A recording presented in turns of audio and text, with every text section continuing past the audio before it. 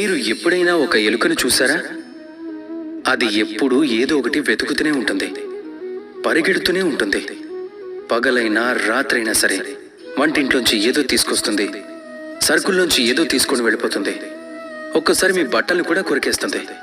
అన్నిటినీ తీసుకెళ్లి కలుగులో పెట్టేసుకుంటుంది. ఎంత చేసినా దానికి సంతృప్తి అనేదే ఉండదు. దాని కడుపు ఎప్పటికీ నిండదు. సరిగ్గా దీనికి వ్యతిరేకమైనది నది.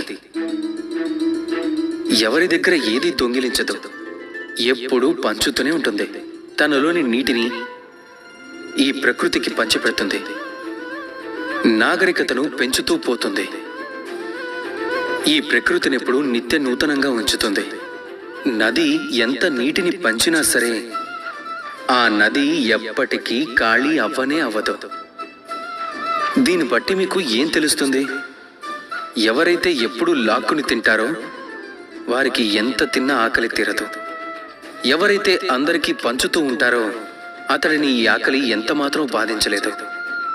ఎలుక అందరి దగ్గర వస్తువులు లాక్కుపోతూ ఒంటరిగా మారిపోతుంది, అందరికీ శత్రువుగా మారిపోతుంది. కానీ నది కేవలం పంచడం మాత్రమే తెలుసు. అందుకే ప్రజలు కన్నతల్లిగా భావించి పూజలు చేస్తూ ఉంటారు.